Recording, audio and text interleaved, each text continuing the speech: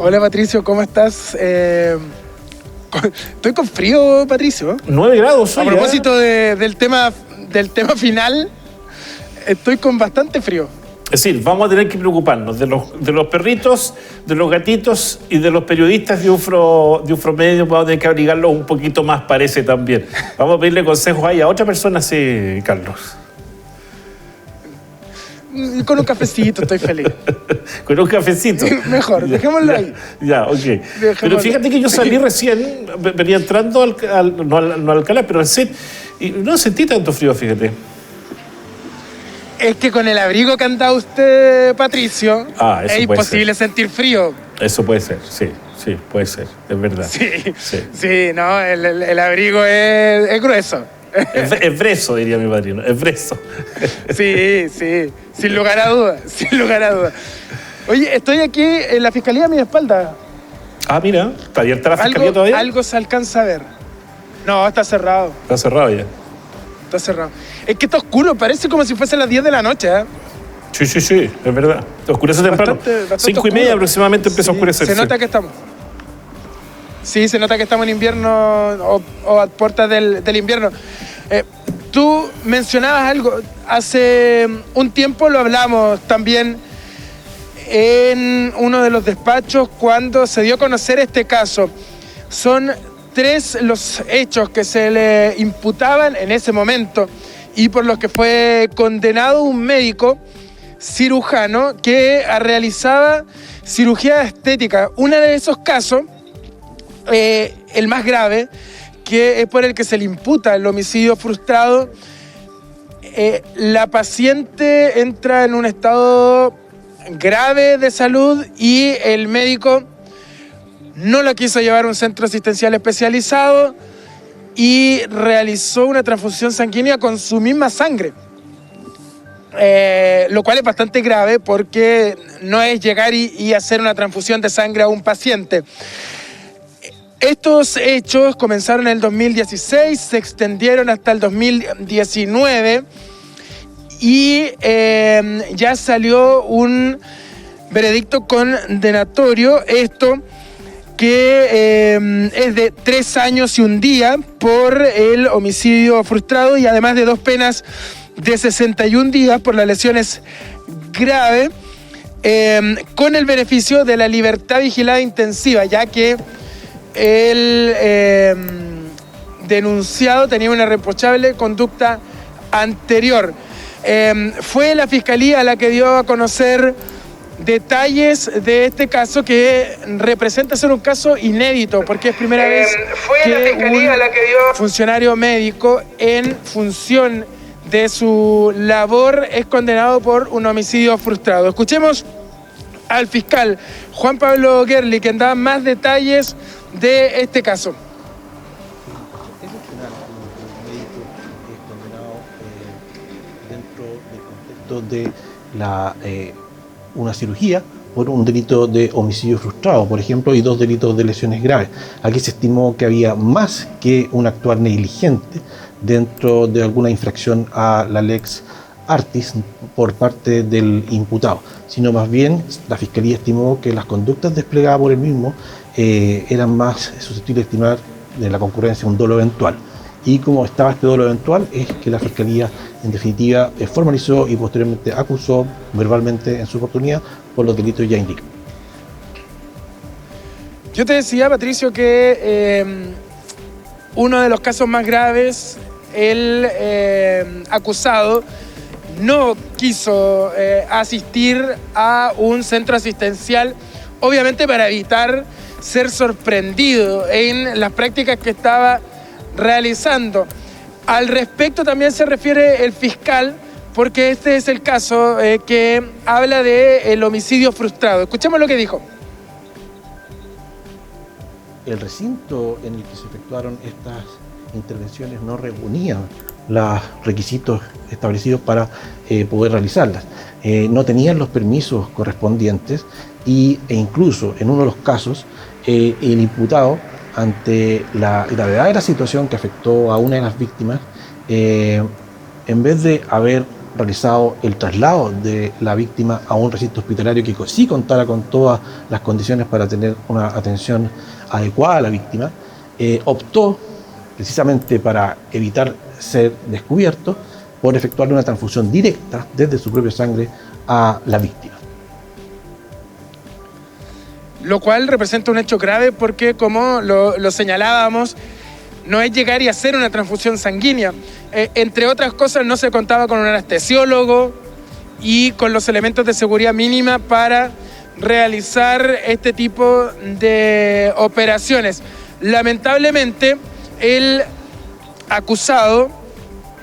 médico acusado, no queda imposibilitado de ejercer como médico. Patricio, tú pensarás, qué raro pensando en la gravedad de los hechos, pero al ser una pena de 3 años y 1 día, no constituye dejar a el médico cirujano Nelson Obregón Martínez sin su licencia de médico.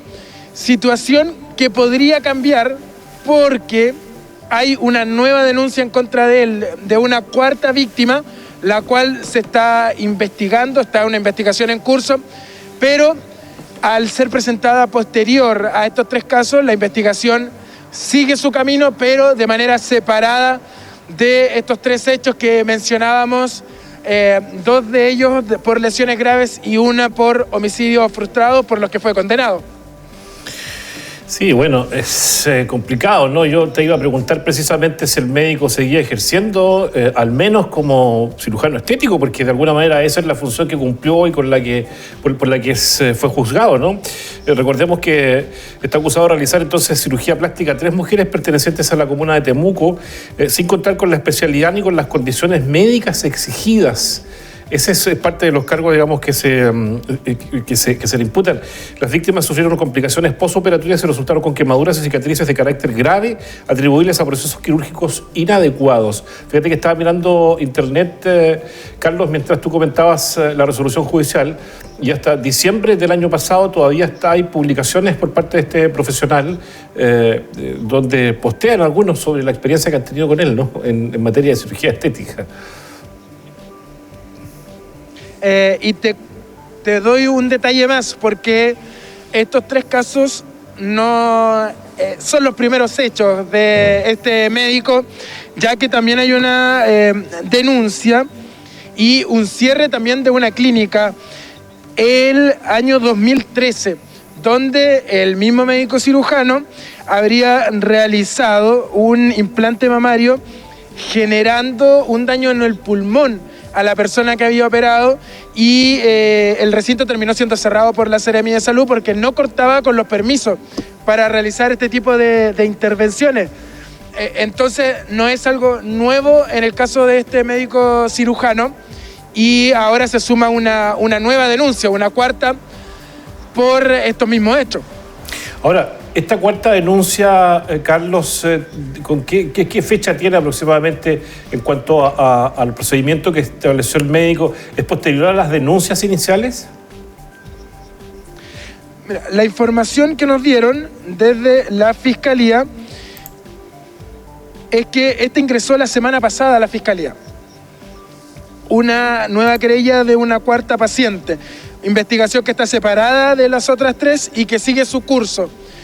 Fue recién ingresada hace una semana, no tenemos mayores antecedentes de la fecha en que se habría realizado o de que habría sido víctima esta nueva denuncia, pero se ingresó recién la semana pasada en la Fiscalía. Sí, yo creo que, fíjate que este es un caso, digo, que causó varias redundancias. Este es un caso que generó revuelo a nivel nacional. Varios canales de cobertura nacional vinieron a Temuco, hicieron reportajes respecto de este médico y sus procedimientos, conversaron con las víctimas. Es decir, es un caso que no solo ha conmovido a nuestra región de la Araucanía y particularmente a sus víctimas, sino también al país entero, fíjate. De hecho, podemos también realizar un llamado a la comunidad, que cuando vayan a hacer cualquier intervención hay que hacerlo en lugares habilitados, porque el dicho, hay un dicho que es muy cierto en este tipo de casos, ¿ah? Lo barato cuesta caro, y en este tipo de situaciones no es solo lo que tiene que ver con el tema económico, sino que también está en riesgo la vida de la persona. Fíjate que yo estuve revisando algunos reportajes que hicieron algunos canales de cobertura nacional, y fíjate que los costos tampoco eran bajos, de hecho estaban a nivel mercado, señalaba el presidente de la Sociedad Chilena de Cirugía Plástica. Cobraba 1.700.000 aproximadamente por un procedimiento, y este médico decía, mira, está a precio mercado, o sea, tampoco era porque fuera más conveniente operarse con él. Lo más complejo de eso es que estaba cobrando a nivel mercado, es decir, sin tener los conocimientos, estaba cobrando como si los tuviera, ¿no? Y además con las consecuencias que sufrieron estas 3 y eventualmente 4 pacientes. Y además utilizando un lugar no adecuado para una intervención de ese tipo. Sí, eso es lo más complicado. Que igual es muy grave. Es gravísimo. Yana Sara nos dice, muy buenas tardes, Sufromedios. Hola, Yana, ¿qué tal? ¿Cómo le va? Muchas gracias por estar con nosotros. Bueno, Carlos, vamos a ver qué pasa entonces con esta cuarta denuncia que tú planteas. Me imagino que va a ser investigada igual por la justicia. Ahora, no te escuché bien. ¿Esta se aplica pena remitida al médico o pena efectiva de cárcel? No, la pena, aquí la voy a leer textual, es libertad vigilada intensiva, ya que tenía irreprochable conducta anterior. Recordemos que esta irreprochable conducta se debe en materia judicial, es decir, que no tenía antecedentes penales y se puede optar a este beneficio. Sí, por supuesto, es una atenuante, se convierte, digamos, en una atenuante a la hora de que los jueces evalúen, tipifiquen, digamos, y luego identifiquen cuál va a ser la condena. Entonces puede disminuir, en este caso se plantea una pena alternativa que es entonces esta libertad vigilada. Al tener libertad vigilada sigue ejerciendo como médico, ¿no? Sí, porque no se le quita la licencia. Por eso es importante ver cómo va a avanzar esta cuarta denuncia que ingresó la semana pasada a la Fiscalía, porque puede cambiar en mucho la situación judicial de este médico que estuvo en prisión preventiva desde diciembre del 2021 y ahora cuenta con este beneficio de libertad vigilada intensiva luego de ser condenado por 3 hechos. Uno de ellos, un homicidio frustrado por realizar cirugías estéticas sin tener los conocimientos para ese tipo de intervenciones.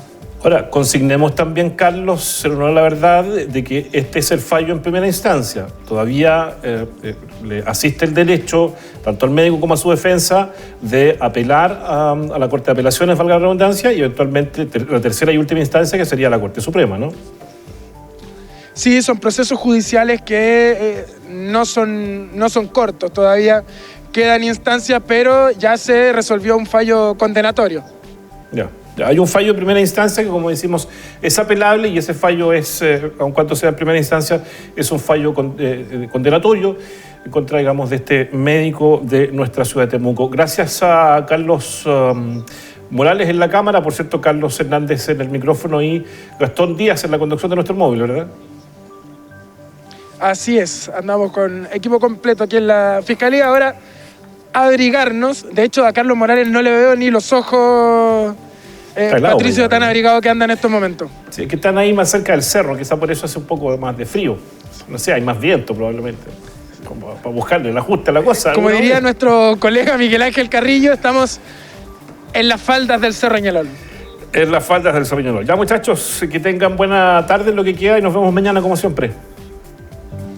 Nos vemos, Patricio, que esté muy bien.